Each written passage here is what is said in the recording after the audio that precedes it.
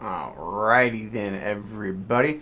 Welcome everybody. We got something really cool today. So, hello everybody. Good afternoon. This is kind of an impromptu build stream, but essentially what we are going to be doing is we're going to be building a really cool board today. So, this is a board I've been waiting for about 8 months. This is a really special board from Jacky Design and Jacky, the owner over there. So I'm really excited to get this board unboxed. It came in this like gigantic, just beefy case. So we're gonna open it up. I don't want to kind of you've seen the title, but I want to just kind of show y'all what it is because it's just this thing is just so freaking cool. So it's like a friggin' briefcase I gotta open up. So oh my gosh, let me just like, yeah, this is legitimately insane. It's like touching my monitor, but yeah, there we go. So this is a really cool board. So these are just kind of some internal parts. I'm gonna put these to the side. I'm also gonna put this tray to the side because I kind of want to show you the star of the show. So now I think you understand what the heck this thing is. Let me see if I can pull it out without hurting myself because it's like ridiculously heavy. Oh my god, it's really freaking heavy. Let me get this out and then I'll put this away. I can put the briefcase it came in away. So, all right, let me put that away. Oh my gosh, this thing is crazy. Oh man, so what's up, Naveed? So everybody, what we're building on stream is a Jacky Hippo. This thing is absolutely absurd. To kind of put it into perspective, like I'll pull out full size. So this is my Linworks Dolphin Max. And I'm just gonna set it on top of the. It's like the size of a full size. Like that's how insane this board is. So that's just really crazy, really kind of cool. Really excited for this board. Got it in the beige colorway. So let me just kind of get it out of the bag and we kind of look at the case and the design from Jacky. Because I'm really excited for this board. So. Oh, this board is, oh my gosh, absolutely insane. This thing will probably, I'd say probably, let me go grab my Passante. Let's use that as a frickin' bar. So, all right, here's the mini Passante. So, yeah, so they got the mini Passante. I mean, it's less, I'd say it's about on par with the Passante. So like what, I'd say 2.5, 3 kilograms. I think that's 7 or 8 pounds American, something like that. So really cool board. It's absolutely insane. I mean, also this thing is dense, but I'm going to throw that to the side. So really cool case. It's really cool. So one thing about Jacky Design, he is a keyboard designer based out of China. And one of Jacky's kind of trademarks with his boards is he produces boards that have these like really thick bezels, kind of a throwback to old school retro boards. So one thing with Jacky, this is actually my 3rd Jacky board. I got my first Jacky board. Let me grab it. It's on the wall over here. So my first ever Jacky board, when I saw a Jacky board, I knew I had to have one. So I bought a High-Ton 40. So this is Jacky's take on a 40%. And the thing that's kind of crazy, this is the size of like your average 60%. This is a 40%. So Jacky's just kind of known for this like really thick bezel design. So this was my kind of first one. This one's called the Dolphin. One thing about Jacky, he likes naming his boards after animals. So this is the High-Ton 40. They didn't want to call it the Dolphin because Linworks took that name. So he called it the High-Ton, which I think in proper Chinese pronunciation, that translates to dolphin. So we have the High-Ton, and then probably Jacky's most iconic board I also have on hand, which is the Piggy 60. I have it literally in the same colorway, which is really nice. So the Piggy 60, so I have a GMK Hamon on it, which is perfect for the bacon theme. But it's, again, you also have a little piggy icon on the back. So Jacky's boards are just really kind of cool and really interesting with his design. He has a very specific design language. Just kind of a sad thing about Jacky, this board has had a lot of delays in terms of the group buy. Jacky's normally pretty quick on delivering his group buys, usually 3 to 4 months. This board took a little bit longer because they had some issues with manufacturing, but also Jacky himself has been dealing with some health issues. He's been pretty open about that on his Discord server. So one of his friends has actually been doing a lot of the final quality control packaging and then shipping out to customers. So that was a really slow process because Jacky had to kind of bring his friend up to speed to be able to fill and deliver the final boards to customers. So they've been kind of doing it in waves. This was, so Jacky did the original group buy. Jacky, since this board is so big and so difficult to manufacture, Jacky essentially did a run of 120 boards. And they pretty much sold the boards, I think, sold in like a couple days. But they had there's 120 of these in existence. I don't know if they're going to do extras. I don't know, but my personal feeling is they're probably not going to run extras just because of the stuff Jacky's kind of dealing in his personal life with like the health issues and things like that. So this is it's a very small run board. There's only 120 of these in existence, and there's a wide variety of colorways. So I got the wing keyless one. So it's a really, really beautiful board. And I want to look at the back too.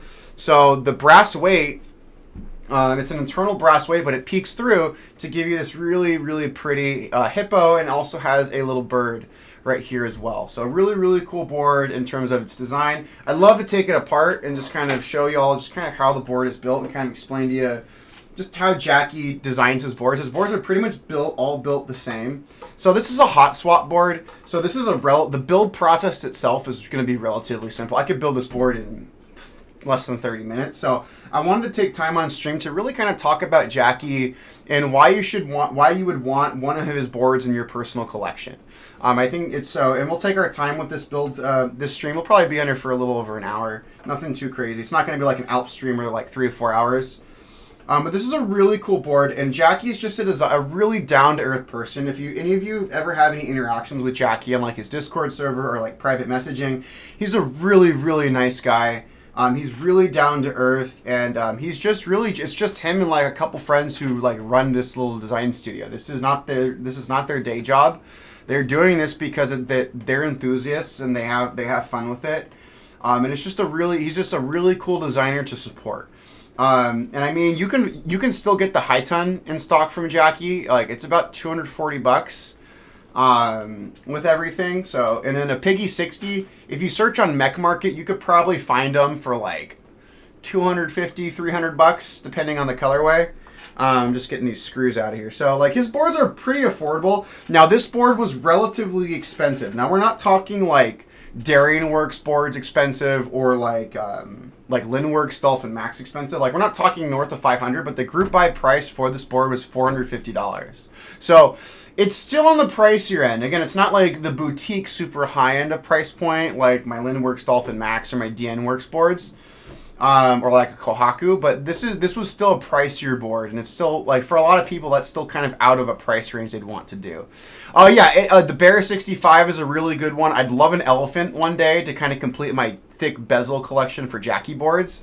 The Elephant just goes for absurd amounts of money because that was his first board. So we'll kind of take it apart and kind of go through both parts of the board. So the way Jacky builds all of his boards are essentially built the same. So the bottom of the board is always going to be this flat piece of aluminum, and he has screws right here that essentially screw in. So like we'll take a look at the weight. So yeah, folks, we're going to kind of take our time looking at this board because it's just this is a Hotswap board. It's nice and simple. Nothing really too crazy about this board in terms of like the build process, but I really want to take time and really kind of highlight the industrial design on display. So it's just Jacky's ultimate design choice. There's not real benefit to this. Sorry, I want to see that. Jacky just has a specific way of how he likes to design and build his boards. So like I really haven't seen a board built like the way Jacky does.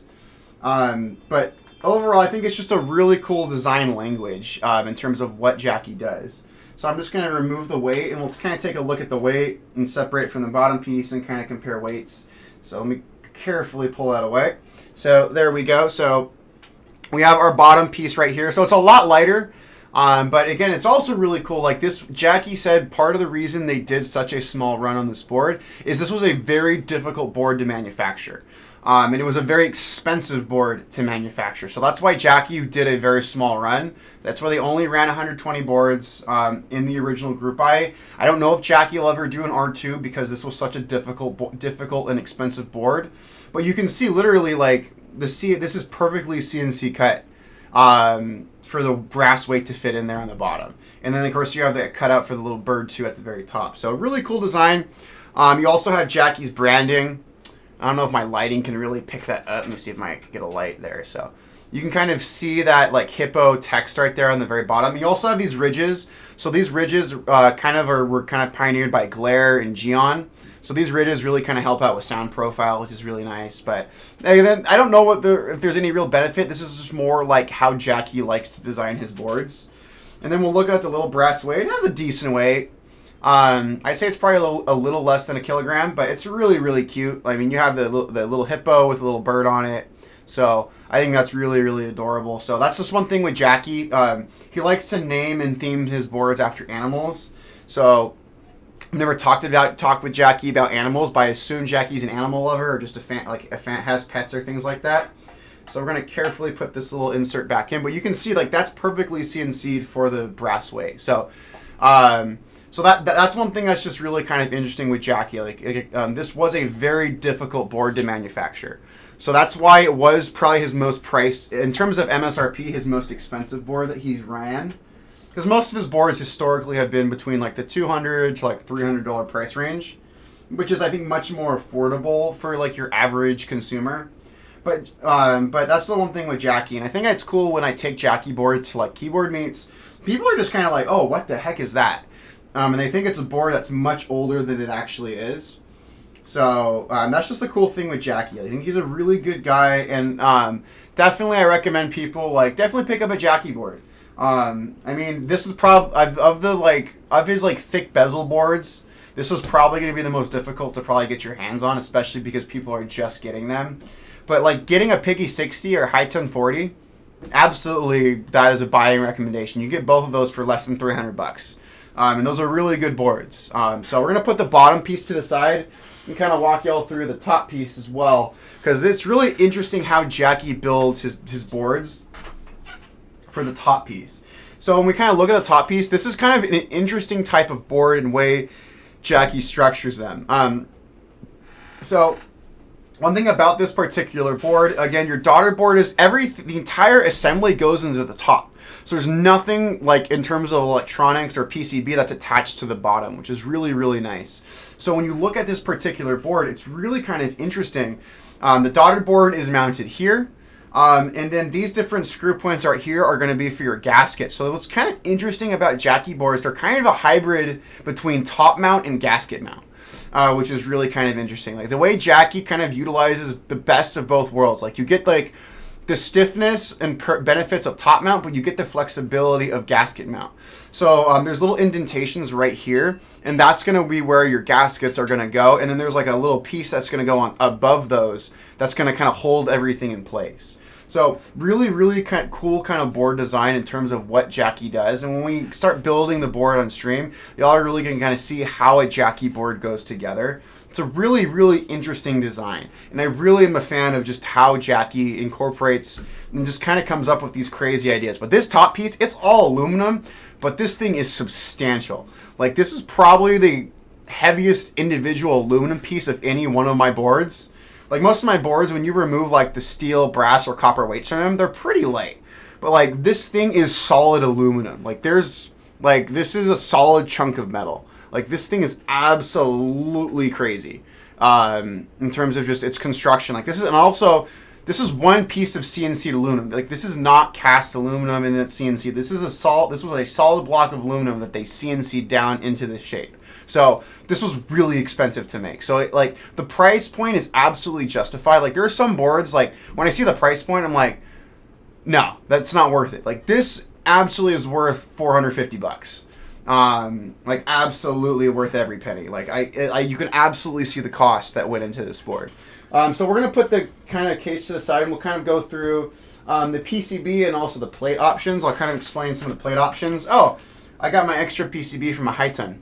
I messaged Jacky like 3 months ago for this extra PCB. So, oh, cool. So I have my extra high 1040 PCB now, which is nice. But I ordered 2 PCBs for this particular board. My rule of thumb is always when you get one of these, when you get a custom keyboard, get an extra PCB. It's an extra 30 to 50 bucks on top of the cost of the board. But especially when you're dealing with boards that have like fully custom PCBs or non-standard PCBs like this, you absolutely want a spare PCB, because God forbid in the future like a PCB dies or you damage a PCB and then you're just kind of SOL. In some boards like this, it's going to be pretty hard to track down PCBs. I learned my lesson with one of my Matrix Labs boards. My Matrix Vita, I busted the PCB, and I still yet to find a PCB replacement PCB. So it's more of like a display piece at this point. So that always pick up spare PCBs, and it's nice to have them on hand. You may, who knows, in the time you own a board, you may never use a spare PCB, but it's better to have it and not need it than to need it and not have it. So that's always my kind of recommendation with PCBs. So I'll put my spare PCB on the bottom, and we'll look at one of the PCBs and then the actual plate itself. So yeah, extra PCB, it's absolutely worth it. Again, it's an additional $30 to $50. That's usually what PCBs cost, but it's absolutely worth it. So I want to pull this PCB out. So this PCB uses a daughter board. So this PCB was designed by Jacky. So you have his little Hippo logo right there. This is a Hotswap board, but what's really cool about this board, it supports a wide variety of layouts, which is really nice for a Hotswap board. So on this particular board, you have split left shift, you have split right shift, you have 6.25U bottom, you have 7U bottom row, you have stepped caps lock, and you also have ISO support, which I think is really, really cool. You don't have split backspace, unfortunately. I think on a TKL, I don't know how many people running a split backspace, but I do like that it's just a little nitpick. I really wish they would have had split backspace, because I know I have a ton of Hotswap PCBs, including Piggy 60 PCBs from Jacky, that has split backspace. So I guess that's my criticism of the PCB. Like, give a split backspace. Some people really, really like that. So yeah, again, we have nice kill Hotswap sockets, which are really nice. But yeah, really, really good board overall. I really like how it's done. This is just overall really, really nicely done, nicely made PCB. So, and it's 1.6 millimeter, which I really like. I like thicker PCBs. One thing about either 1.2 or 1, I don't think it adds much cost to have a split backspace, to be completely honest. It's more so, it's just if the designer wants to include it. I've known a ton of Hotswap PCBs that have split backspace, so it's not a hard thing to do, but that's more of a nitpick. Like, this is still a fantastic PCB. I'm just like, I like giving people options, and I really don't know if I see a lot of people, split backspace I know is more common in like 60s and 65%. I don't really see them a lot on TKLs, but I think someone wants a split backspace on a TKL. I like giving people more options than having less options for them. So whether or not people use those options is up to them, but I don't like restricting options for people to have on their boards. So really, really cool PCB. We're going to put that to the side, and then let's take a look at the actual plate itself, and then we'll take a look at hardware, and then we'll kind of go from there. So we'll kind of, we got some foam in here as well. Yeah. I try to, but we'll just kind of see. So let's look at Jacky's board plate here. So one thing with this board, Jacky either had a polycarbonate plate, or you could get an aluminum plate. I'm a big fan of aluminum plates. That's just the way, that's my personal preference. I like the stiffer feel of an aluminum plate, but one thing about this has leaf springs in the actual mounting brackets, and you also are going to have the gaskets in this board as well. So you kind of get the benefit of it being a stiff top mount, but also get the bounce and flexibility of gasket mount. So that's going to be really nice. But this is a really nice one. Again, you can support your different backspaces, shifts. You have ANSI or ISO enter. You have step caps lock support, and again, you have the various bottom row supports here as well. So I got a win keyless model, so I'm going 7U spacebar. That's the only option I can do for bottom, but it's a really good board overall. So, and there are different flex cuts here. I'm not the biggest fan of flex cuts. These aren't as egregious as like the Jelly Evolve like flex cuts. I absolutely hate those things. Like these are fine. But like when you have flex cut where every single like switch hole is separated from each other, I can't stand those. But that's just my personal preference. And then another thing that's included here also is a layer of bottom foam. So I think this foam is really thin, so I think this foam might be more so to prevent things from shorting from the bottom of the case. So we'll definitely put that bottom foam in it just to prevent anything from shorting. And I'll probably ask Jacky on Discord to see if it's necessary to prevent shorting. So those are those. So we'll kind of put those items to the side. And I want to show the other kind of accessories and just kind of screws that Jacky has. So this PCB uses a daughter board with a JST connector. So we will be we'll screw that into the case.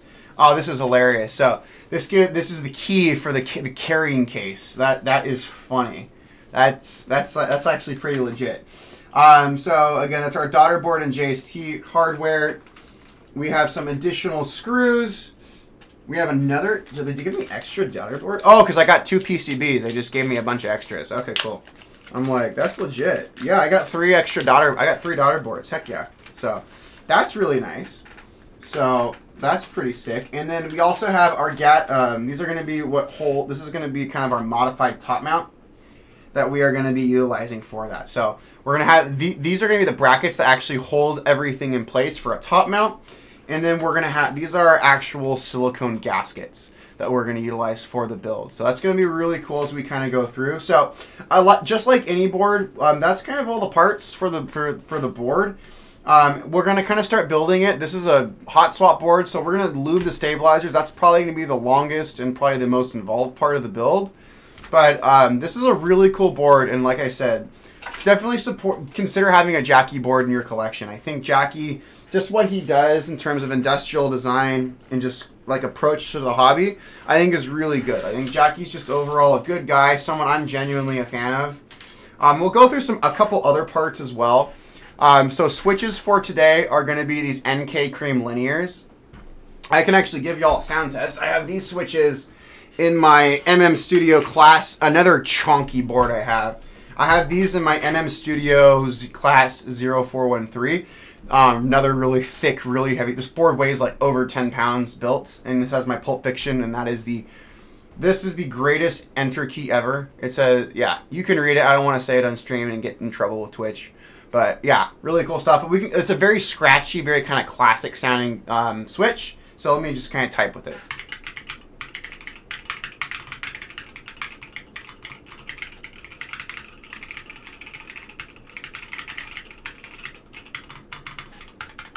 So very scratchy, gives a very old school feel, and I just feel like with the beige colorway and the keycaps we're gonna go with, I felt like NK creams were kind of the best.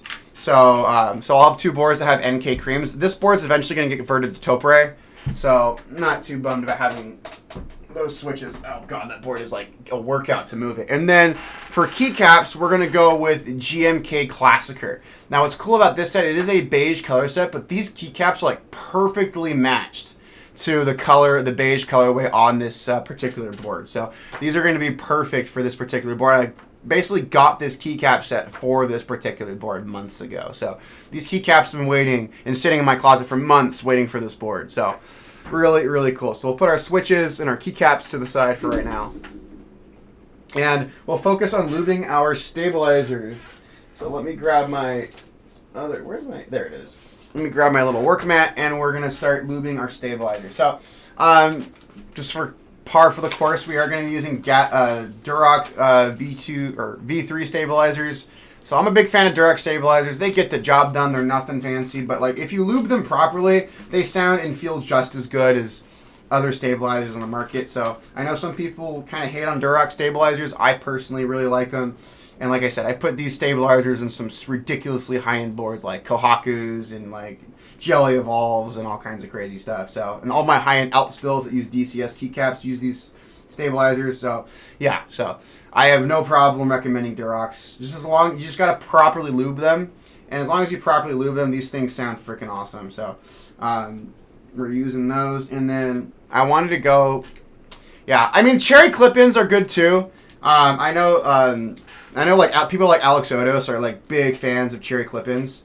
So we're going to go with some blue. For my space bar, we're going to put blue.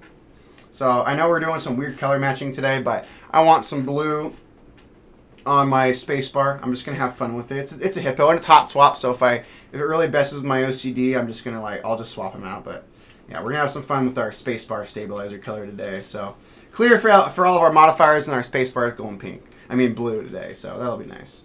So let's just put these to the side. But yeah, like overall, it's a really good time. Like I really enjoy working with this board. So this is probably gonna be the part of the build that takes the longest, because this is Hotswap. I don't have to do any soldering. Like I don't have to have my soldering equipment out today. So like it's kind of refreshing when I get to do a Hotswap board, because it's just like so much easier. As much as I love my solder boards, sometimes I just love the convenience of Hotswap. Like so, like yeah, Hotswap still has a place. I still have a few Hotswap boards in my collection. But yeah, it's a good time. So we're just gonna get these stabilizers lubed up, and then we'll get them screwed into the PCB. So we don't. So we're just gonna add some lube. But yeah, overall, like I said, Jacky's just a good guy. I really wish him the best. I think I've said it. Jacky's been pretty open what caused some of the delays. There was a lot of delays with this particular board. The two main reasons, there were some issues with manufacturing. Jacky made it very clear at the start of before the group buy even ran, that this is a very difficult board to manufacture, and that's why they were doing a small run, and that could potentially create issues when they got to manufacturing, which it did. The other thing, Jacky's been dealing with some health issues kind of behind the scenes, and he's been very transparent and open about that on his Discord server. So Jacky actually handed kind of the final stages of group buy fulfillment to one of his good friends who's been working with him for many years. His friend didn't really deal with fulfillment, so he kind of had to teach his friend kind of how to do fulfillment and properly send out the hippos. So that is what kind of added to kind of some of the delays on kind of the very kind of tail end of fulfillment for this particular board. So I'm hoping Jacky, again, is able to overcome some of the health stuff he's been dealing with. Because, I mean, the hobby, I think, is a better place having people like Jacky in it. Like, he's a really good guy. And if you ever get the chance to, like, interact with him on his Discord server or, like, direct message him, like, he's such a cool dude. And he's so appreciative of people enjoying his boards and sharing his boards on, like, Discord servers or YouTube or other social media channels like Reddit. He just, again, he really appreciates the community and, like, kind of like cult following that's developed around his boards. I mean, Jacky boards very much have their own loyal fan base and following, and they're definitely boards that are kind of sought after and people want. And the thing that's really nice is, like, his most iconic board, the Piggy 60, you can get for a very reasonable price on Mech Market. Like, when Piggy 60s pop up, you can get them for sub $300. I think I got my Piggy 60 for like $240. So, like, it's a very, very attainable, very easy board to get your hands on, and it just looks, it's such a cool 60%. I do eventually want like an elephant from Jacky, but like that board's like $800 to $1,000 when they come on. Like that was like one of his early boards, so he didn't make a lot of those. So when those do pop up, they're really expensive. But Piggy 60 or High 1040, you can get those all day. I've in the past couple of days I saw High 1040s on Mech Market for like sub 250. So really, really good. You can kick up those boards. So really cool. So. But yeah, Jacky, just an overall cool dude. He has an aesthetic I like. And the thing that's cool too, I mean, other than his like chonky bezels, his boards are really simple. I like that he doesn't go overly complicated with everything. So that's the one nice thing about Jacky's just industrial design. Yeah, he does have like those in-your-face chonky bezels that are unapologetically massive. But like everything else industrial design-wise is very, very simple on his boards. So that's something I really appreciate about Jacky. Is just he's a simple dude and he's just really, really kind. So it's nice being able to give Jacky and some of the really awesome designers over in China a lot of love. And the one thing that was really cool about this board too, I mean, as this was an international group buy, but I mean, I don't mean to talk politics, but right here in the United States, like we have a pretty complicated political situation, particularly with tariffs and importing things from outside of the country. One of the things that I think is really, I don't know how they did it, but I received this board and I was not charged a tariff. I've ordered some keyboard stuff recently where I've had to pay my shippers tariff fees. Or for some group buys I've gotten recently, the vendors are eating the tariff cost, which is basically making them lose money on the project. So the fact that this board, they were able to get this board into, I don't know if Jacky ate the cost. I could probably scroll through the Discord server and see, but I can talk with other users who got this board. No one was charged, at least the people who ordered in the United States were not charged a tariff. I know that may be different in other countries. Like I know in Europe, I know people, our friends over in Europe, they get tariffed on everything that comes in from out of the continent. But I know us Americans got pretty spoiled with the de minimis rule, not having to pay duties on things less than $800.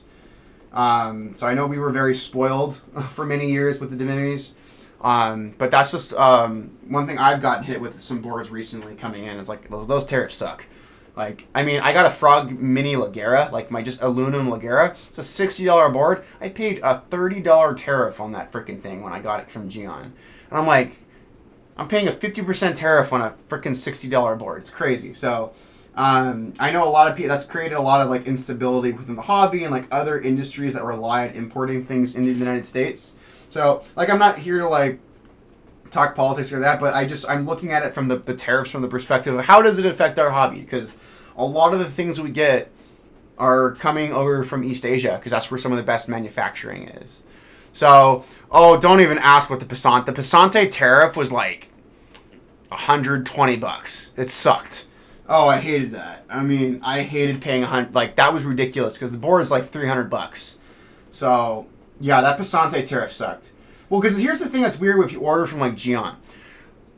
If you order a Gion product that's manufactured in South Korea, you're not paying tariffs as of right now. But if you order a Gion product that is manufactured in China, the Frog Mini Pisante, the Frog Mini Ligera, and some of his other future upcoming boards are going to have anodization done in China.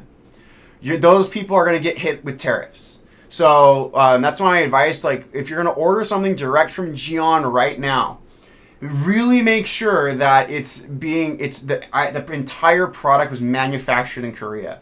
Now, Gion's had to move certain aspects of his manufacturing in-house at his factory in South Korea to China to bring down certain costs and to go and to move to navigate around new regulations from the South Korean government.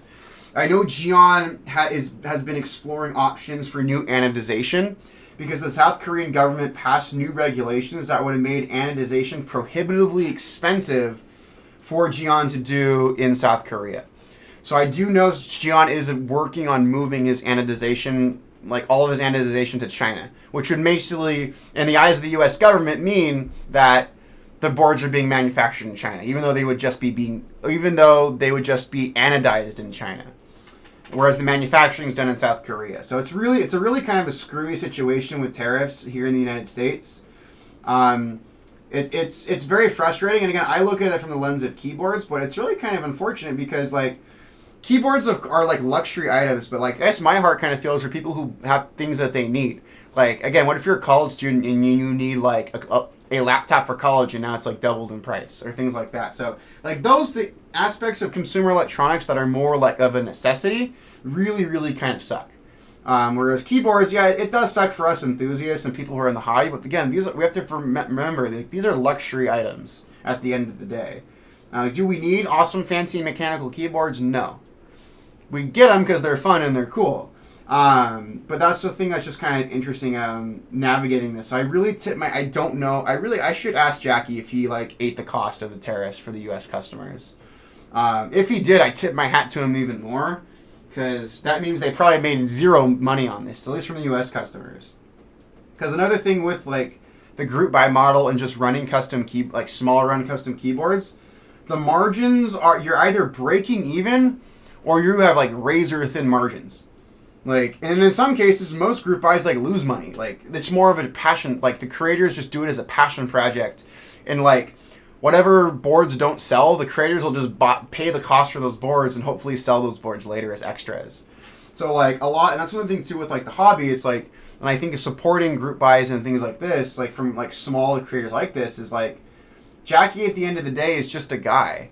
Like I will always give praise to like the bigger players in the mechanical keyboard space, like Canon Keys or QWERTY Keys or like OmniType, because those are really big companies that have like millions of dollars worth of capital.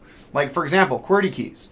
QWERTY Keys has the capital and the financial resources to build a few thousand boards and have those boards sit on their warehouse for a few months while they sell that product slowly. But someone like Jacky, who's just a guy, and this is not his day job, Jacky doesn't probably have like $1 million just sitting around to produce a few hundred of these Hippo boards. Like, that's not realistic. So that's why we do the group buy model.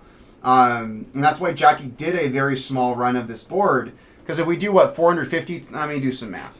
I can tell you exactly what this group buy would have cost. I mean, just at least like the users. I mean, this board probably would have been a little less for Jacky, but so if we do 450 times 120.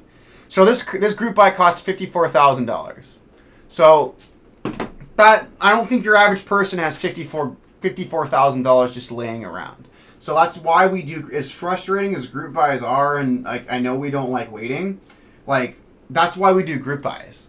Is because, again, not most of the really cool keyboards in the space are from these small independent designers. Yeah, sometimes they can get the vendor, like have Canon Keys or like NovelKeys or Omnitype or Desk Hero be like the vendor.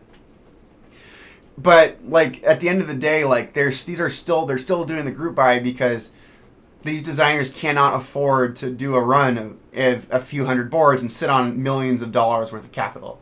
Like that just doesn't make financial sense. Now, for a company like QWERTY Keys, it absolutely makes sense because they have like the financial backing and the money to do it. But most independent creators don't have the deep pockets like Omnitype or QWERTY Keys have. And again, I don't mean that to be mean to like Omnitype. I'm just using them as an example because they do some really great work. Like the folks at Omnitype, the Bauer Light was like fantastic for $100-ish bucks. Like getting that like injection molded polycarbonate case with that board is awesome. I've had a Bauer Light and it's awesome. Like really great board for the money. Like again, the people at QWERTY Keys have been absolutely killing it, making really awesome designs that are usually reserved for the custom space and bringing those designs, that design language and quality down to a more affordable and more accessible market. And I think that's really, really cool. Dude, QWERTY Keys, I have nothing but love for the people over there.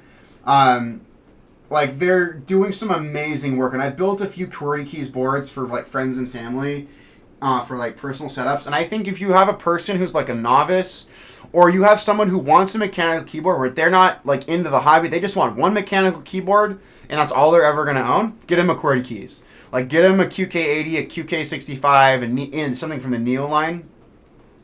Oh yeah, so that's really cool. So yeah, and I think Melotrix is doing really good. Wuche Studio does a lot of really good work too. I use QWERTY Keys because I think they're probably the most recognizable, and I think they have the best reputation. Well, I think one of the best reputations right now. I'm not saying there aren't numerous other examples. QWERTY Keys is kind of like my go-to example for I think a keyboard company who has a lot of good financial backing, that's able to do things that like small independent creators, like even like in the small independent creator space. I think one of the let's use like Elaine from Singa. Like same thing with Elaine. Singa boards like Kohakus, Unicorns, Nekos, like TGRCs. Like those things are Jaguars. Those things are like Singa boards are probably some of the most sought after boards in the mechanical keyboard hobby. But Elaine also does her boards in small run group buys because Elaine, again, doesn't have the money to like put down like a few $100,000 worth of capital to buy a few hundred boards and sit on that product for a few months or even years. And there's no guarantee it'll all sell. She'll make her money back. So like that's like even someone as big and as wildly successful in the keyboard space as Elaine still has to do the group buy model. So, and that's something that's like really hard to like kind of explain. Like I know a lot of people are very like there's so many horror stories from COVID on like exit scams or like the whole debacle at RamaWorks, like people paying money and never receiving boards. I get it. I get people are frustrated with that crap. And that's why I tell people, like, if you're going to join a group buy, make sure it's from a vendor and a designer like who has a very good track record and a very good reputation. Like, if you're going to do a group buy through, like, a NovelKeys or an Oblotsky or, like, Desk Hero, like, to name a few, like, those are reputable, or, like, Divinity, those are reputable vendors that I absolutely trust to, like, when I give them my money, they're going to deliver me a board. And they're going to be transparent if there are any delays. So that's something to be really kind of mindful of when you're talking about group buys. So I'm just gonna start assembling these stabilizers right here. But like overall, like I think it's just I think the hobby's in a really good space right now. In terms of group buys, there's a lot of exciting group buys, and I've actually I'm kind of slowing down on group buys. I went kind of crazy this year with group buys. I've had to basically say no to a couple group buys that are coming up because I'm just like, they're cool and I'd like to have them, but like, what does it do that's different from some of the other boards I have? I'm like, so another thing too with group buys too, like, there's always going to be extras, and the boards are always going to pop up on Mech Market. Another thing too, I tell people with group buys, if you're not comfortable with the group buy model, I absolutely understand. What I recommend people do if they're not jazzed about the group buy model is you have two options. Wait for extras, which they're usually, so most boards that run a group buy, there are usually some type of limited extras, depending on the run. Now, some runs don't do extras. Like, they say, like, this is all we're selling, and the only time to get this board is in the group buy. So, if the extras are not an option, the other option is to, when boards start getting delivered in that respective group buy, look on Mech Market or look on the Discord server for that particular design studio or that particular designer. And basically kind of test the waters and see if anyone would be willing to sell their unit once they get it in hand. Because believe it or not, when you look on Mech Market, a lot of boards that pop up on Mech Market were like never used. Or they're like brand new in box, or they were built once and the person didn't like it and they put it back in the box. Like, so that's something that is really, really common. So like sometimes you can get a board that went on group buy a year ago and you can get it on Mech Market brand new. In many cases, at MSRP that the person paid for it. So that's one thing that's like really kind of cool and really kind of nice. So there are options if there is a board you truly, truly want and you want to wait until it's actually in the hands of people, like definitely wait for extras or just be patient. Wait till it gets delivered to the customers and then buy it on Mech Market. Like that's usually my two recommendations for people who just aren't comfortable with the group model, because like I get it. Like, I get people who just don't want to deal with the hassle of the group buy.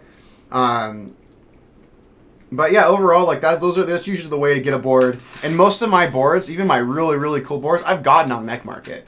Like my Kohaku, I got on Mech Market. And I got it basically brand new at MSRP, which was super, super sick. So like, because I know the Kohaku goes for like absurd amounts of money on the aftermarket. So I got really lucky with my Kohaku. So as long as you're patient and you know what you're looking for, and if you can like kind of test the waters on various Discord servers, you can usually find some really cool boards and kind of bypass the group buy model.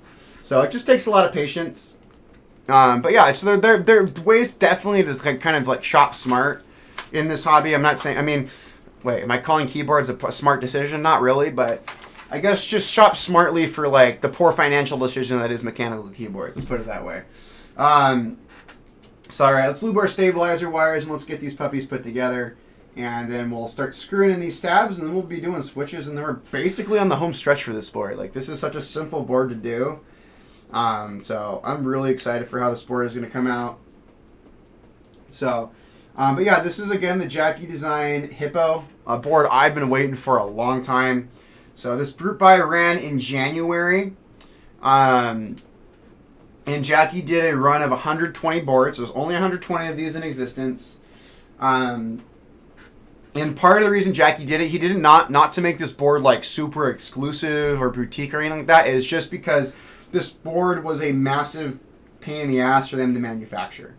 Like, I'll pull the case out again. Once I'm done with the stabs, we'll pull the case out again and kind of look at the case. Like, I can absolutely see that this thing was a nightmare to make. So I can see why Jacky really didn't want to make a lot and deal with the hassle of like that much freaking CNC work on these particular boards.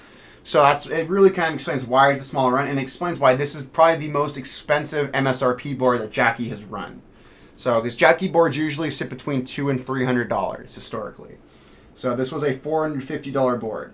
So it was not cheap. It's not as bad as like, again, like my Linworks Dolphin Max, like being $600+ boards, but it's up there. It's definitely on the pricier end, but like when you take into consideration the manufacturing that went into it, and that and just the overall design of it, that cost is very much justified. There are boards that I've seen. When I see them, I'm like, that cost is ridiculous. Like, I mean, not to be mean to like one of my favorite designers, but like GeonWorks, for example. Like, he ran the 60% version of the Glare. I really want a Glare board, but the Glare 60 was like over almost $600 by the time it was all said and done. I'm like, dude, my 2 full sizes that I just got in are $700, and that's way more worth it than a 60%. Another board that actually, unfortunately, the Glare 60 was ridiculous. And again, that sucks because Geon is known for making his boards, the price of his boards makes sense. That was really unfortunate because the Glare TKL was around that price back in the day. So that's just, it really sucks the Glare 60, they had to run it the way that for the price that they did. Because that's a board I genuinely would have wanted if it was like $300, $350. But for almost $600, no. That's ridiculous to me. The other board I just will use as an example for a board that was overpriced for what I thought it was the Vertex Angle 65. Now, the guys at Vertex, probably one of the cooler design studios within the mechanical keyboard hobby. Like, they've done, like, I have 2 of their boards on Group Buy. Both of their full sizes coming on Group Buy within the next month. But the board was like it was basically the price of the Manta. And it was just a very basic 65% with a corner blocker. It did nothing special. Like, it looked like all of my other 65%s. And I'm like, that makes no sense. And like, at least with the Manta, it has that really unique industrial design aesthetic, especially with that bottom weight. And that's very difficult to CNC and CNC manufacture. And they also have options to have it made fully out of copper and fully out of brass. So the Manta is an ongoing group buy. Manta is not cheap. It's like, it starts at like $450. That price is justified. Like, when you look at the materials they're using and the options and the industrial design and the CNC manufacturing work that goes into like the Manta, like that board is absolutely justified in its price. Now, is it for everyone price wise? No, but that price isn't ridiculous. So that's just the kind of thing. So, there's a $400 option for the Manta. I think that's like the full aluminum like top case. I think you still get like the brass or steel bottom or whatever. But like with the Manta, that's the one nice thing with the Manta is there's wide variety of price ranges too. Like, you can start at basic $400 for the Manta, and I think if you go with like copper and brass, it goes up to, I think it's like $550, $600, which full copper brass at that price point absolutely makes sense. But like the Glare 60, it only had one price point. It was like over $500, and I was like, that's not worth it to me. And same thing with the Vertex Angle 65. Like, another thing for me too, like, I have no problem spending a lot of money on a keyboard. It's just the board has to be worth it, in my humble opinion. Like, for example, like custom full sizes, being over $500, that's absolutely worth it. Like the Linworks Dolphin Max, like, I'll pull it out again. This was a $600 board. This is worth it. Like, they only had about 150 of these made. Like, this is a massive, fully custom board, and these are a pain in the ass to manufacture. Like, this absolutely should be over $500.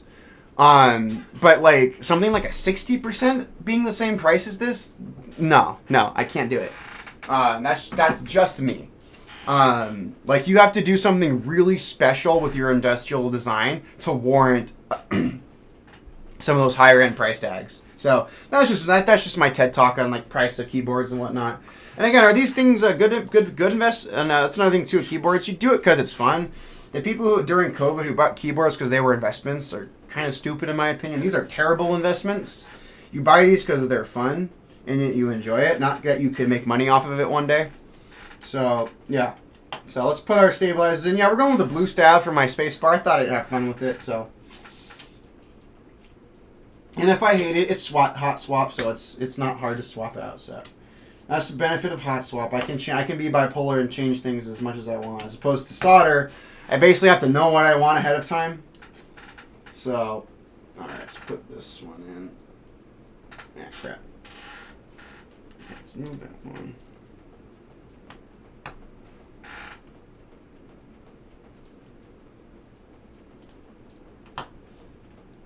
All right.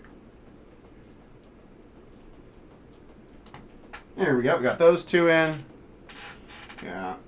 So yeah, I mean the Angle 65, and again, I don't mean to be mean to the guys at Vertex. Like I have bought 2 of their boards on group buy. Like I have the Seal, and I also have the S100. Both of them are full sizes, and they're awesome boards. The Seal was $400. Like that made sense. Like it was much more premium in terms of their manufacturing, but the S100 was $220 for a full size. Like come on. Like, that's, like, fantastic. That's fantastic pricing. So, and that's just, I don't know, man. I don't know what happened with the guys at Vertex. At least with that project. I'm sad their project failed and didn't meet MOQ. I mean, it makes sense. Their pricing was just bad for that board, for what it was. Yeah, so, oh, I gotta screw these in first. Give me a second. I put all my screws away. So, that's just my TED Talk on boards being worth it. Like, this board, absolutely worth it. So let me get my screws and my washers out. Where are you? There's that. There we go. All right, we need 10 screws and 10 washers because we got all of our stabies. All right, let's see what we got. 5, 7. There we go. 10. All right. Yep. Yeah, we're good. Cool, we're good there. Let's get our washers out, and then we'll put our washers on here.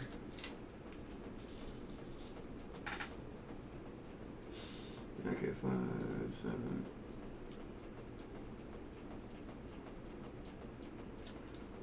Cool. Give me a second, friends. Yeah, we're good. All right, we are good. We got all of our goodies there. Like I said, like half the time of doing this stinking board today would be our stabilizers. So we're kind of taking our time because it's Hotswap. I wanted to really kind of take time and really showcase this board and just kind of what Jacky is doing with this board. So Jacky's someone I genuinely believe in. I genuinely support his philosophy and design aesthetic. I mean, I have 3 of his boards now, which is just kind of crazy. So, really, really, really good dude. He's very easygoing. If I ever got the opportunity to meet Jacky one day, it'd be awesome. But he's all the way over in China. So, but yeah, he's a really good guy. So let's just get these washers on our stabilizers, and then once those are on, we will screw them in, and then just tune them really quick, and then we'll be good. So just putting those in. Awesome, awesome.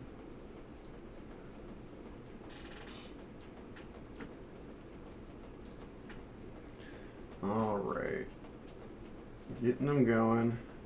Get these screws and washers in there, and then we'll be good to go.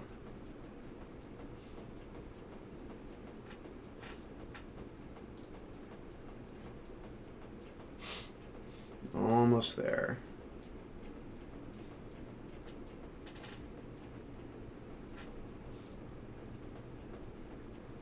All right. And then this. Perfect. All right, we've got all of our washers in. Let's screw these puppies down. Screw our space bar in. Oops. That's a weird screw. So we're just going to get our stabs in here and we'll be good to go. Awesome. Good old space bar. But yeah. Overall, really cool board, and again, I've been waiting I'm waiting about 8 months for this board, so really, really good time, and I'm really just so excited to finally have it. So this is a super, super cool project, and one thing that's also kind of cool about this board, Jacky did like a full copper and brass version of this board. So like this board, just the aluminum version, is like freaking insane in terms of weight for what it is. Imagine this board was fully made out of brass. Like this thing is a 60% and it's ridiculous in terms of its weight. Imagine a TKL, this thing Hippo made out of brass. That's just absolutely crazy. So yeah, I've definitely become a fan of all brass boards, for sure. That's annoying. Oh shit, give me a second. Sorry for cussing everybody. That's gonna be annoying. Oh god. I'll point out what's really annoying. So the full copper, it was separate from the group buy, like the 120 units. But essentially, if you wanted a full brass or copper version, you had to basically direct message Jacky on Discord, and then he would give you specific details. Because I think that was essentially a made to order. They didn't really have an idea of how many they were going to make. They were just going to gauge you on who was crazy enough to buy one. I think it was a little over $1,000 for full. Like when you CNC full brass and copper, it's freaking expensive because it's so much harder than aluminum. So like machining like brass and copper is a massive pain in the ass. So like it definitely was worth the cost. Was I gonna the Passante was like $300. The Ligera is $60. So that tells you just how much more expensive a brass version of something is. Like a board I just bought on Group Buy is the Agar Mini from KVD Fans. Like the standard aluminum version was like $100. I paid like $200 for like the brass version. So like yeah, when you definitely if there is like a brass or like a copper version of like a board, it's gonna be like really really expensive. I got the Agar Mini. It was an impulse buy. I love 40%. I'll tell you why I bought the Agar Mini. The original Agar didn't do it for me. Like I have Topre HHKBs. It was an HHKB layout. Like it was just nothing to write home about for me. But then when I saw them announce the Agar Mini, I'm like, okay, that's cool. I can get it in all brass. Yeah, the Agar Mini is all brass. The Agar Mini is a great freaking deal. It's like just over $100. But here's what's cool about it. You can get it in Topre. So I got the all brass version of the Agar Mini in freaking Topre. So like I have Topre boards, but do I have a 40% Topre? No. Do I have a brass 40%? No. So that's part of why I got it. So it's going to be a 40% that's going to be like freaking ridiculous in terms of weight. So that's going to be like awesome. So like I'm really, really excited. So now everybody, I'm going to show you what's annoying about this PCB, and I might have to do some. I might have to pull off a Hotswap socket on this board. We're going to see how this shapes up. So let me show you the issue we're running into, and I'll let Jacky know. Oh yeah, the Agar Mini has an all brass option. Oh yeah, I bought it because it's like, why not? It's stupid, and I love it. Okay, let me point out something. This board, I praised it for its layout support. Here is a problem. I'm going to point out right here. This screw hole right here is for your enter stabilizer, your ANSI enter. The Hotswap socket for the ISO enter is blocking the screw hole. I can't screw it down, and I'm not sure. I'll try and screw it down, but I don't think I will be able to. That's a problem. I'm gonna see if I can get that screw in there. If I can't, we're gonna have to. I really don't want to. I don't really don't want to have to rip a Hotswap. I might have to pull out I might have to desolder this Hotswap socket because there's no. I don't see a way I can get that screw on there. So let me see. Let me see if I can screw it down. If not, we're gonna have to do some desoldering, which I wasn't expecting to do, but I want to see if I can get my stab in here. Okay, that screw's being weird. So let me grab a screw. And let me see what we can do. Okay. Yeah, because that's really bad. I've seen this on like Alex Odos has seen this on like some KBD fans boards in the past. Okay. We might be able to get away with it. Let me see. Yeah, shit. Okay, give me a minute.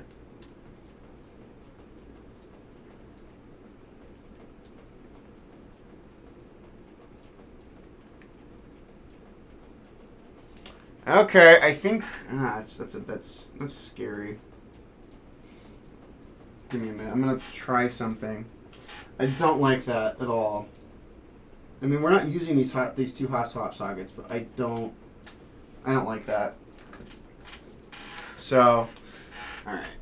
Here's what we're gonna do. I'm gonna end something off this Hotswap socket. Give me a second. I do not like this at all. Just I don't want shit to short. So. Let me see something. Okay, let's see. Let me get this. Yeah, I don't like this at all. I'm trying some modifications.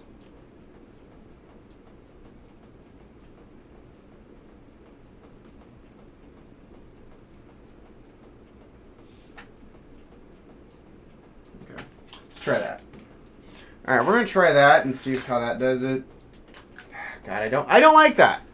That ISO, I don't like that the ISO thing is really kind of interfering with this particular screw. That's definitely a criticism I have. I mean, crap, all these are produced already, so everyone who's getting them is just going to have to deal with this, but I am not a fan of that at all. And also, to quote GNWorks, ISO is bad. It sucks. That's just but I'm just a guy with this opinion. Sorry, Europeans. So, alright, well, we'll see. We'll see how that goes, but that looks pretty solid for right now. So, so we have our stabilizers mounted. I'm going to tune our stabilizers and figure it out. So let me just put my stabilizer parts away. Alright, there's that. Put my washer away. So we'll put our stab parts away. Got a nice, fun little board here today, everybody. So, good times. Let's put these pieces away. And then we'll just kind of add a little bit of lube. We're in the wire area. And then we should be good to like start putting stuff on here. So let me just do a little bit here.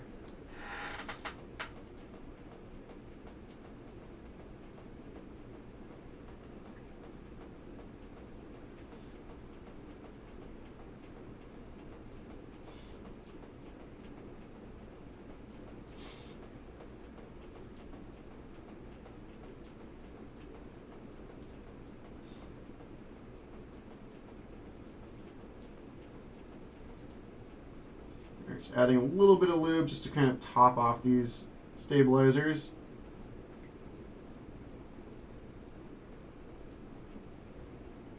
Perfect.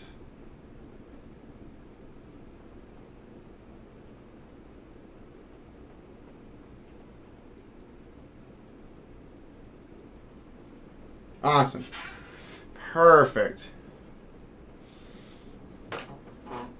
Awesome. So we got those. So let's put our plate on. Let's put this on. There we go. Perfect.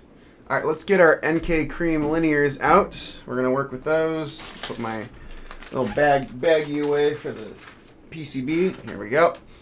All right, let's do our corners really quick. Let's do our escape here. And again, these are the NK cream linears. These come over from NovelKeys, which is really cool. So this is part of their NK cream line. Really cool switches. I really like them. I actually gifted a set of NK cream line switches to a friend on Discord, which is really nice. So there we go. Really cool. So we got those two in. Let's get our other corner in. And then we'll kind of hold everything in place. Fantastic. So we're kind of held in place now. Let's put our other ones in here. Perfect. We're doing stepped caps lock on this board today. Perfect, because of course we're doing stepped caps lock. Is there any other way to do it? Perfect. Awesome. Let's do our shift here. All right, that's going sideways. Okay, cool. Just want how we putting this one in. All right, there we go. Perfect. Yeah, this is going to be a super simple build, everybody. There's no soldering involved on this board, which is really nice. So it makes life a lot easier. So let's just put these, we just pop them in, and it's pretty good to go. So got our home cluster.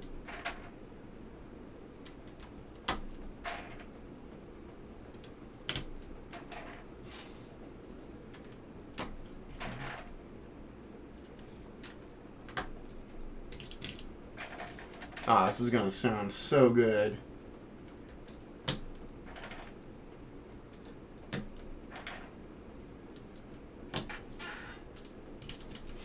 Alright, so we got our home cluster, our arrows, and modifiers in. Let's do our F-row, just to do our perimeter.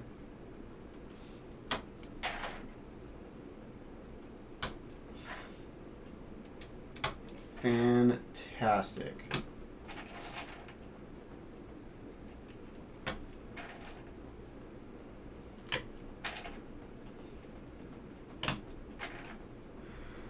Alright, this is looking good. So our switches are coming along.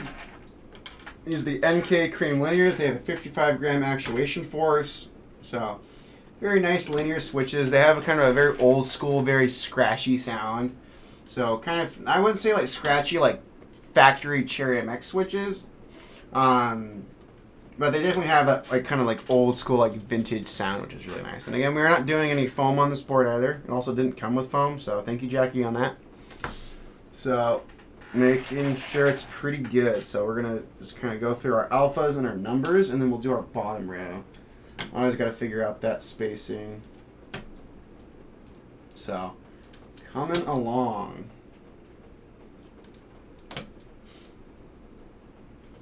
All right.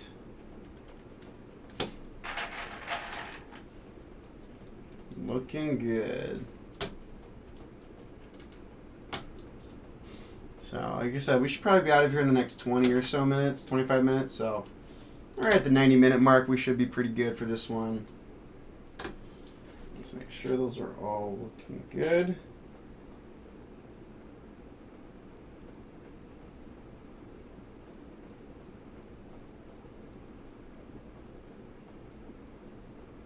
Yep.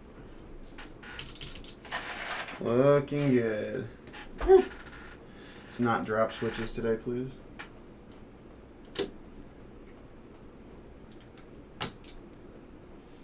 All right.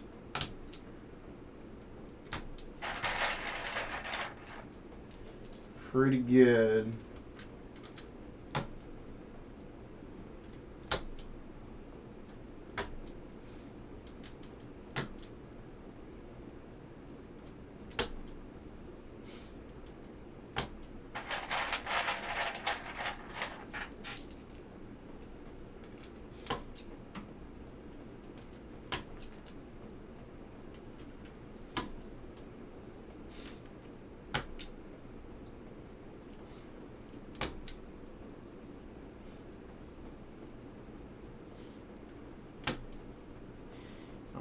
Almost there, friends.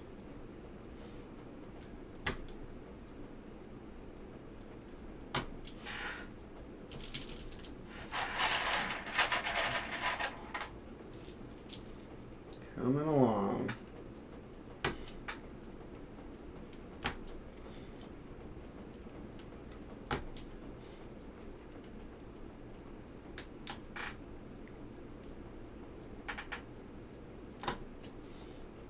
Yep. Yeah, I did. Naveed, thank you so much, sir. It's all good, my man. So, we'll be seeing y'all around. So, we're almost there. Again, VOD will be on YouTube, so you can kind of hear the type and test there afterwards. So, we're on our final few switches on this one, but it should be pretty good, everybody. So, it should be pretty good. So, all right, let's get final few switches, and I got to figure out my spacing for my bottom row. And then I'll check if we have any bent pins, which hopefully we won't, but we'll see. So here we go. Let's figure out our bottom row. So space bar, going that one right there. Awesome, perfect. And then it is the closer one. Perfect.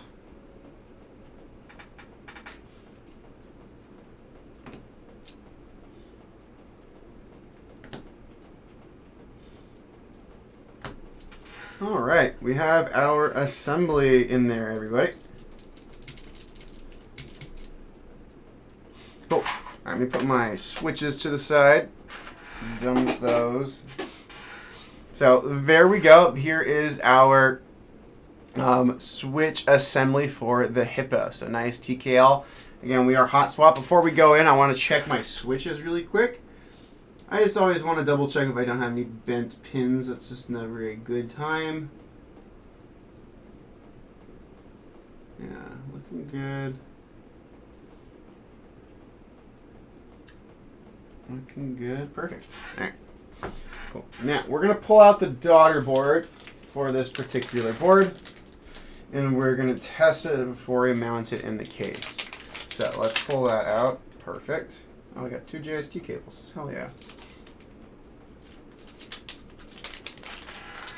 All right. We're going to mount this. We're going to plug in the JST, and then we're going to test it.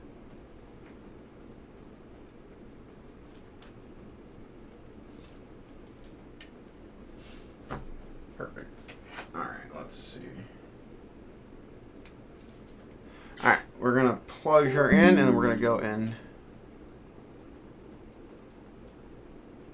All right, let's see.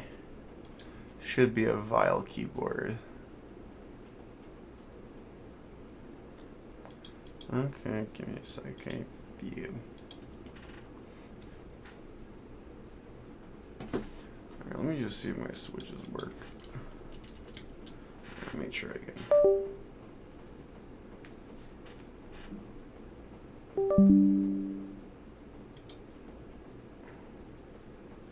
Alright, so I don't think my PCB is flashed. I gotta flash my PCB. Fun.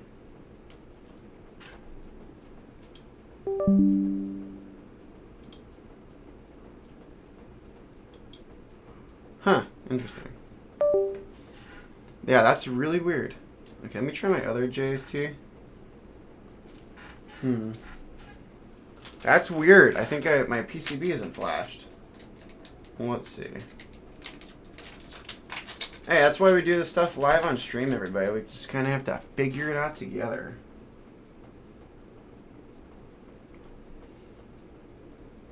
Okay, let's try a different cable and see what that does. Perfect.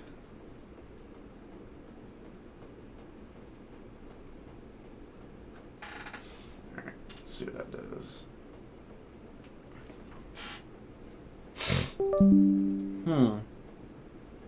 Interesting. Alright, oh, there we go. Alright, we're good. Sweet. Alright, crisis averted, everybody. Oh gosh. Alright. Let's push that to the side. Alright, everybody, let's get our top case assembly. Let's get our screw hardware, because that's where most of the work is actually going to be happening. So, here is our top case. Essentially, what we are going to be doing. We need to grab our silicone gaskets here. So, we're going to grab these. These are going to be holding in our top mount. So, we're going to get these little things that say Jacky Design. Perfect. And then we're going to get our, put this JST away.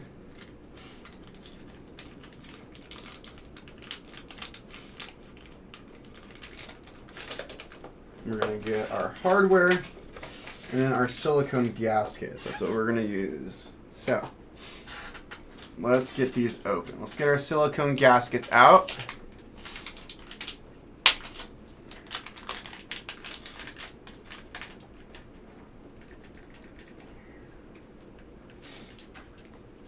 And then we're going to get our screw hardware out. So, let's get that out. Perfect. Holy cow. Let's figure out what is what. Holy cow.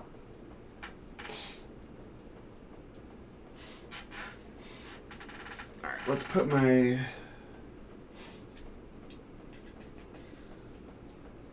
Alright, there we go. I got it. Cool. Gotta slide these little gasket thingies on it like so. So we're going to put those into the little mounts. So let's get those slid in. Perfect.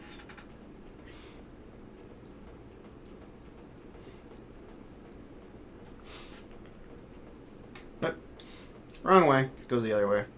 There we go. So we're putting these little gaskets in there. So they go in that orientation. Perfect. Let's flip them around. Let's do the other side. All right.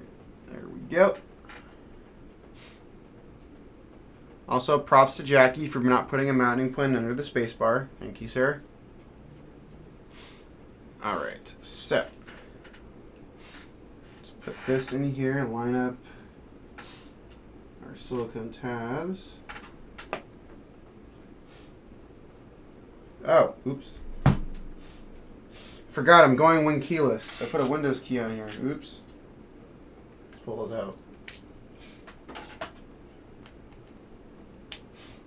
Away. There we go.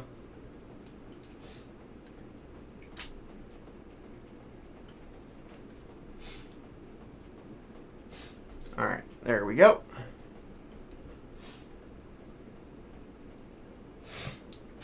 Now let's gonna figure out how we're doing these. Let's grab a couple of these screws. Let's grab my proper bit for this.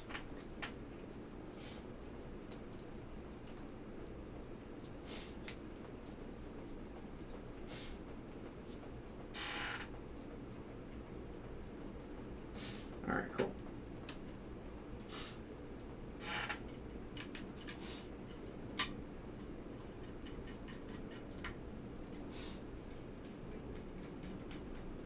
All right, so we're just gonna kind of screw that in.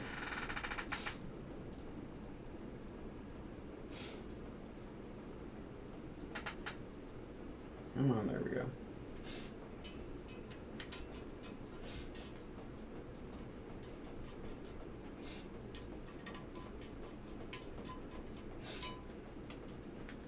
There we go. Cool.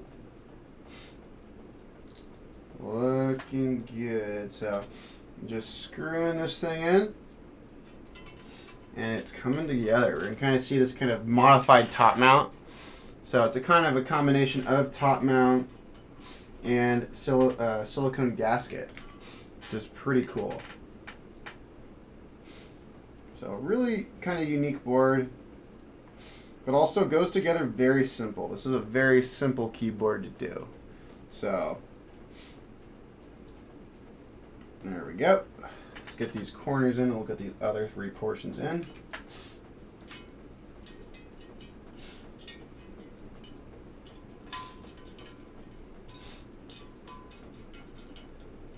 Alright, got the four corners in. That's really nice. Let's put these other pieces right here.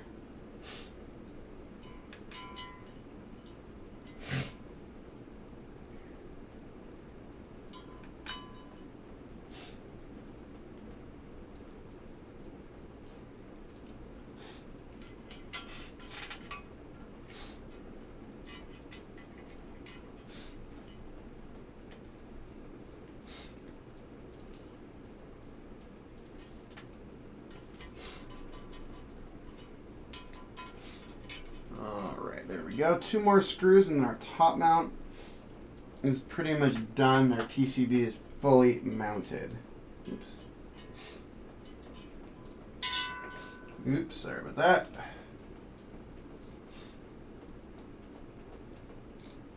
There we go.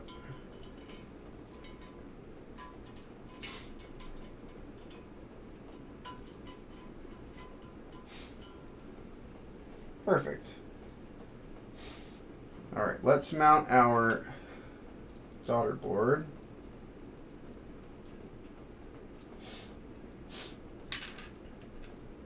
So our USB-C daughter board is going to go. What the frick?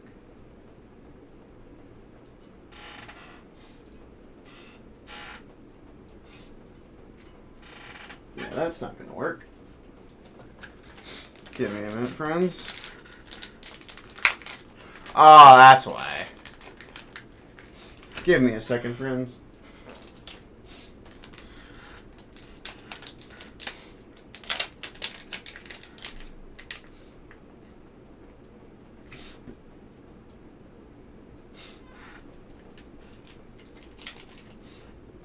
Alright, perfect. That's for a different board. Alright, this is my daughter board. Perfect. So here's our USB-C daughter board. So let's plug it in.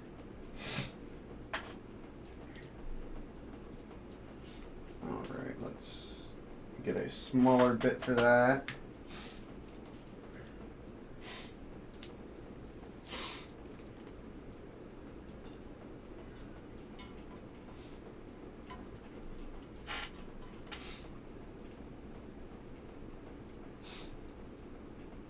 Perfect.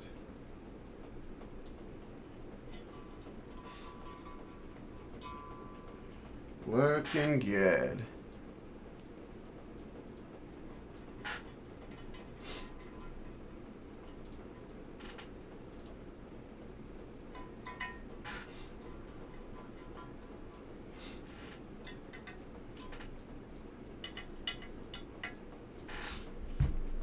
Alright, we have our USB-C port in there. Let's plug in our daughter board here.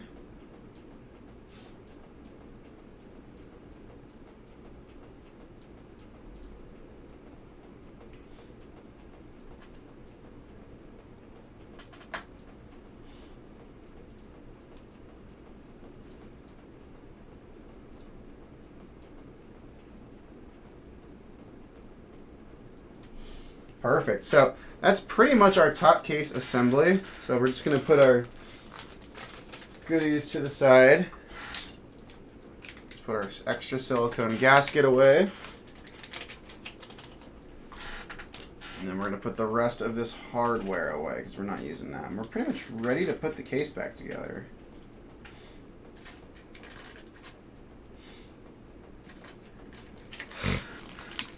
Nice.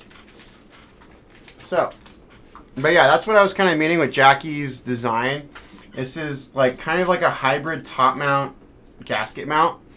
So you get that stiffness at top mount, but like a little bit of flex for that gasket mount. But that's pretty much how it goes. Like you can kind of, let's kind of flip her around. Kind of see that top down portion of this is just chunky, and the switches match it perfectly, which is just kind of crazy. So let's plug this in really quick. Oh my gosh. That is so awesome. Let's go into vial really quick.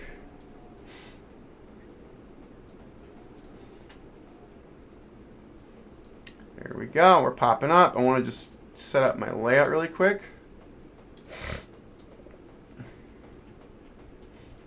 Awesome. Let's go to my key map. Awesome. We're going to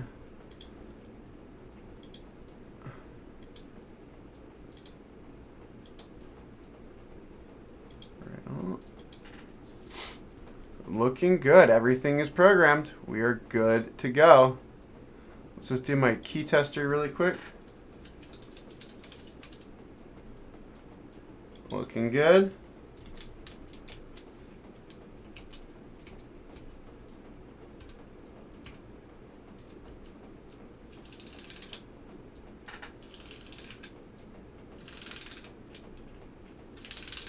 Yeah, all of our keys work. So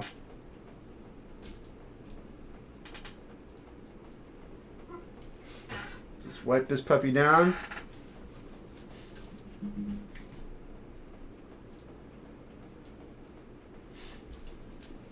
There's a speck right here. There we go.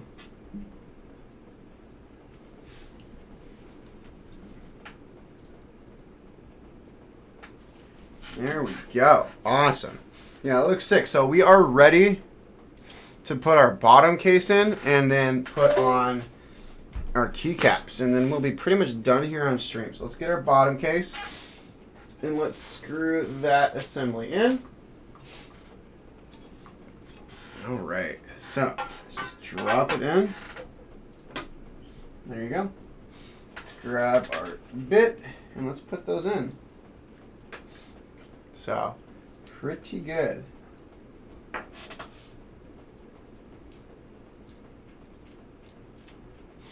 I'm just putting our screws in and then we'll screw them on down.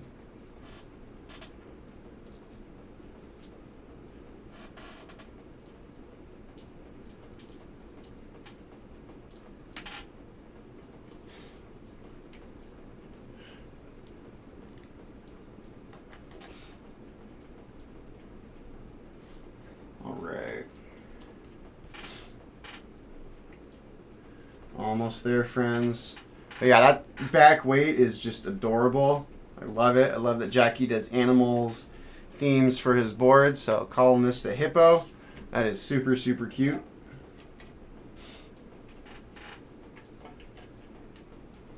Perfect. All right, we're done with that. We put our tools away because all we got to do is keycaps.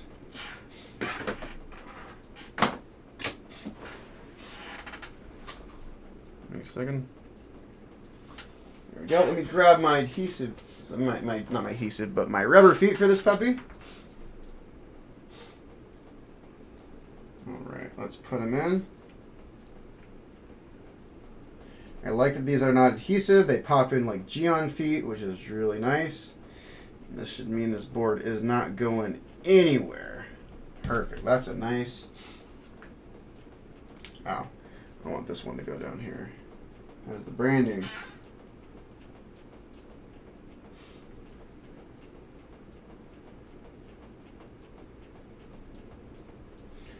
There we go. Putting it in. Awesome. This one right here says Jacky Design, which is really nice. All right, let's push them in.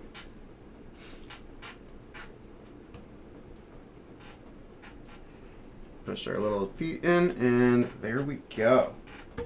All right. That is a nice little chunk. Let's take my work pad off. And there we go. That is a chunk right there.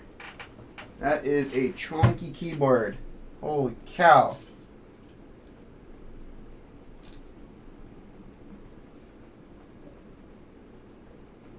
Yeah, let me just, some spots appeared on this board, so it's...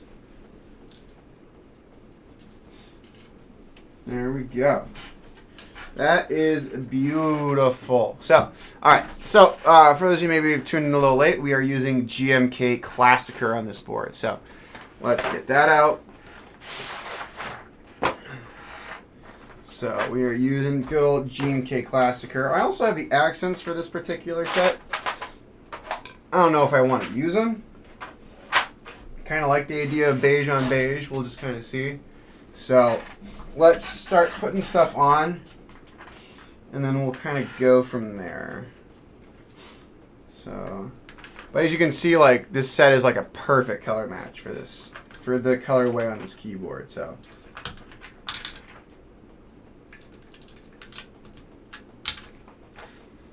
perfect. So we'll start off with our F row. But yeah, this is awesome. This is a really sick board.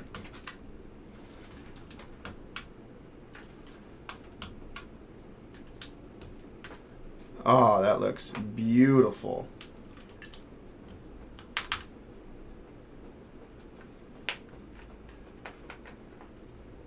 Let's put our scroll lock.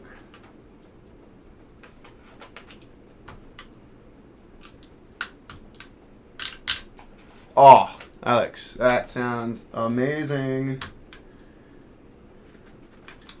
Putting our home cluster there.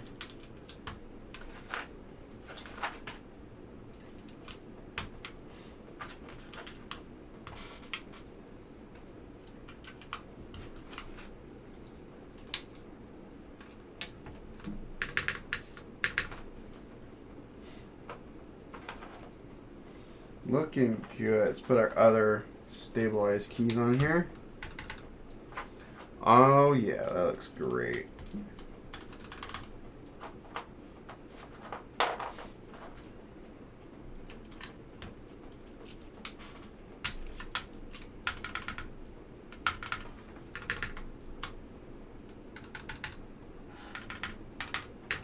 Ah, sounds great. So we'll get those in. We'll get our tab, get caps lock in here. So we're going stepped caps on this puppy. Let's get our alts.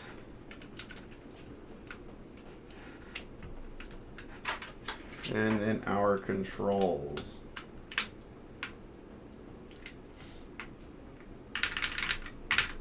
Perfect.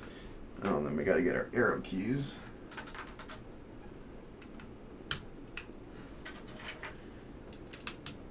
Looking good.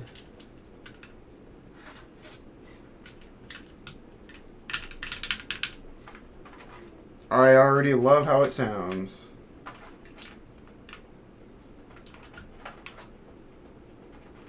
So we're almost there, folks. This was a nice kind of quick build.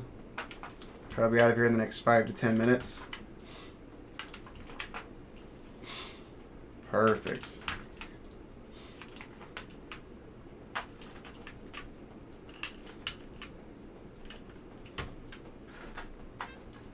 But yeah, this GMK Klassiker, perfect choice. This looks beautiful.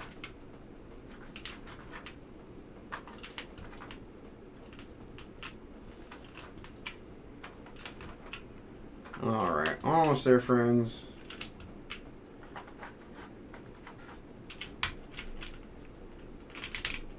Yeah, beige is love. Look at this.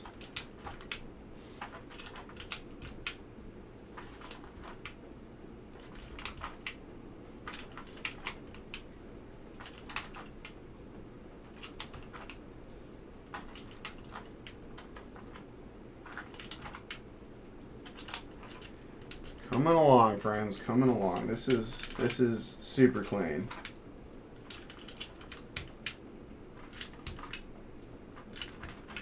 Oh yeah. Oh, that looks awesome. Let's move the GMK out of the way. Oh my gosh, that looks so sick. Oh my god. That is awesome. That was worth the frickin' wait. That is, oh my god, that is awesome. Let's get the piggy next to it. Let's see if I can get the piggy. Let's see if I can get the doll. Let's see if I can get this. Let me move these over. Okay. So those ones. Do I got my heighten? Yep. Oh, that is an aesthetic right there. So, yeah. So those are some Jacky boards, everybody. So we got the High-Tone 40.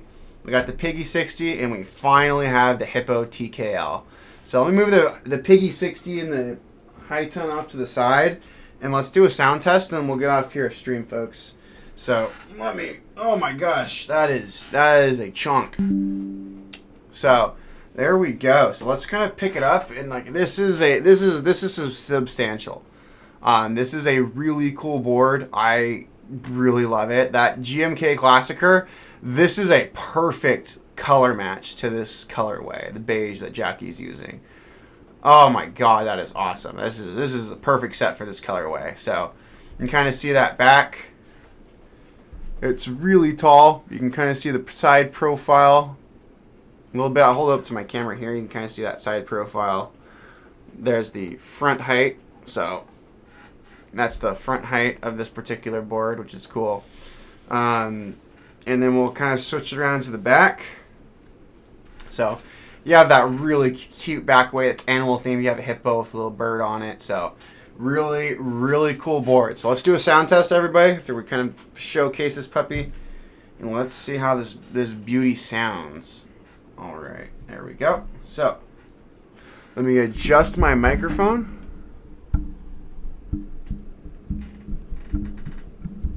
All right, and there we go. All right.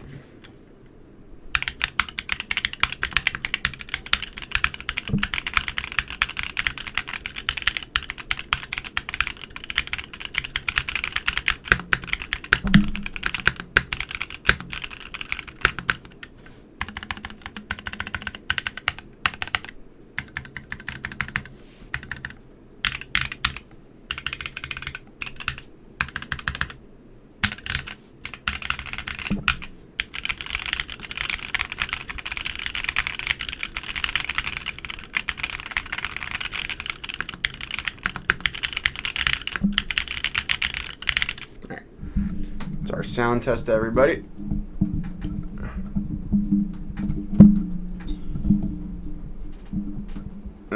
just moving the sound. So, all right, everybody, that's going to conclude our Hippo TKL stream by Jacky Design. Really, really cool board. I am very happy to have it in my collection. And again, if you can get your hands on one of these, absolutely do. This thing is awesome. So, again, everybody, thank you so much and have a wonderful evening.